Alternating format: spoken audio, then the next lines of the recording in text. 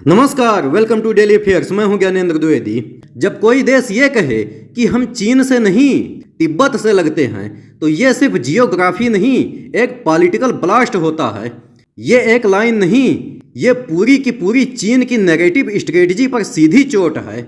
अरुणाचल प्रदेश के chief minister का ये स्टेटमेंट अचानक नहीं आया, ये एक लंबा इंतजार था उस जवाब का जो चीन बार बार अरुणाचल को दक्षिण तिब्बत कहकर हम पर थोपता रहा है। लेकिन इस बार इंडिया ने सिर्फ रिएक्ट नहीं किया, उसने रिकॉल किया उस हिस्ट्री को जिसे चीन मिटा देना चाहता है।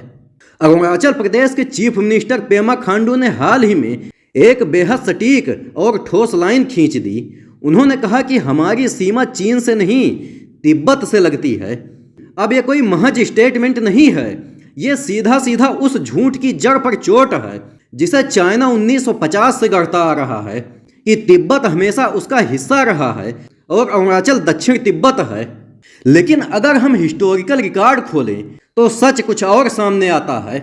1950 से पहले तिब्बत एक इंडिपेंडेंट एंटिटी की तरह फंक्शन कर रहा था। उसके पास अपनी सरकार थी, अपनी करेंसी थी, यहाँ तक कि इंटरनेशनल डायलॉग और एग्रीमेंट भी खुद करता था। ब्रिटिश पीरियड में जब शिमला एग्रीमेंट हुआ तब इंडिया और तिब्बत के बीच औपचारिक सीमा तय हुई जिसे मैकमोहन लाइन कहा जाता है। लेकिन चाइना उसमें पार्टी ही नहीं था। फिर किस बेसिस पर वो आज ये क्लेम करता है कि ये उसका इलाका है? असल में चाइना की स्ट्रेटजी हमेशा एक जैसी रही है। हर साल अपने नक्शों में अरुणाचल को जोड़ देता है, हर बार कोई नया रिनेम करता है और हर बार कहता है कि इंडिया की गतिविधियां इलीगल हैं। लेकिन अब इंडिया का जवाब बदल चुका है। अब ये वो इंडिया नहीं जो 1950 में तिब्बत की आज़ादी पर चुप रहा था। इसलिए जब खांडू कहते हैं कि हम तिब्बत से लगते हैं तो उसका मतलब सिर्फ जियोग्राफी नहीं है।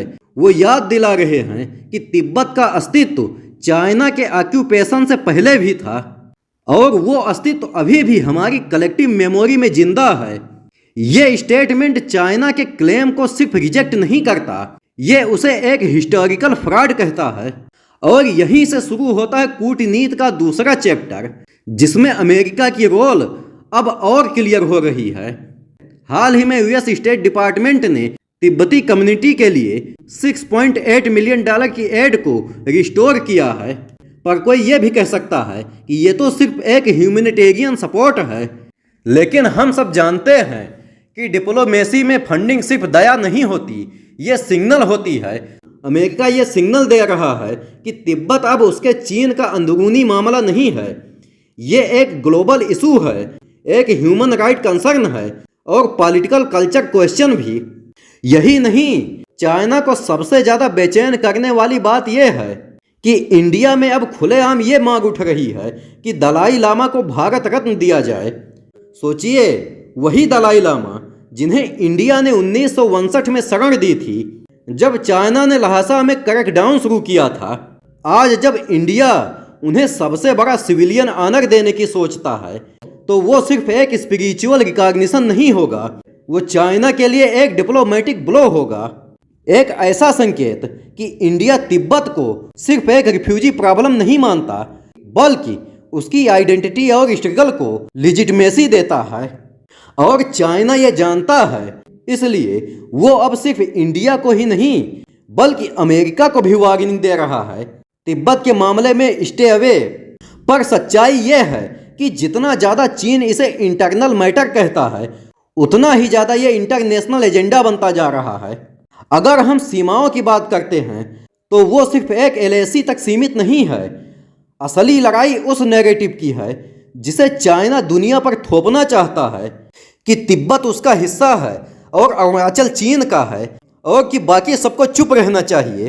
लेकिन अब इंडिया चुप नहीं है, अमेरिका चुप नहीं है और शायद आने वाले टाइम में दुनिया भी चुप नहीं रहेगी। इसलिए ये ज़रूरी है कि जब इंडिया के लीडर कहते हैं कि हम तिब्बत से लगते हैं तो हम सिर्फ इसे एक बयानबाजी न समझें। ये उस हिस्टोरिक इनजस्टिस का रिविटल है जिसे हमने सालों तक सहा, पर अब शायद पहली बार हम उसे चैलेंज कर रहे हैं, बिना झिझक, बिना सफाई और पूरी डिटर्मिनेशन के साथ। आज जब इंडिया, अमेरिका और चाइना के बीच ट्रायंगुलर डिप्लोमेसी में तिब्बत फिर से सेंटर में आ रहा है। तो ये वक्त है उस मेमोरी को रिवाइव करने का कि तिब्बत एक नेशन था और उसकी सीमाएं इंडिया से मिलती थीं, चाइना से नहीं। और वीडियो के अंत में मैं आपसे एक क्वेश्चन पूछूंगा कि स्वेज नहर किन दो महाद्वीपों को अलग करती है? ए पर है यूरोप और अफ्रीका, बी एशिया और अफ्रीका, सी उत्तरी अमेरिका और दक्षिणी अमेरिका, और डी यूरोप और एशिया। अगर आपको आंसर पता है तो कमेंट बॉक्स में ज़रूर दीजिए, और अगर वीडियो पसंद आया हो तो लाइक और सब्सक्राइब जरूर करिए। मिलते हैं अगले वीडियो में। जय हिंद।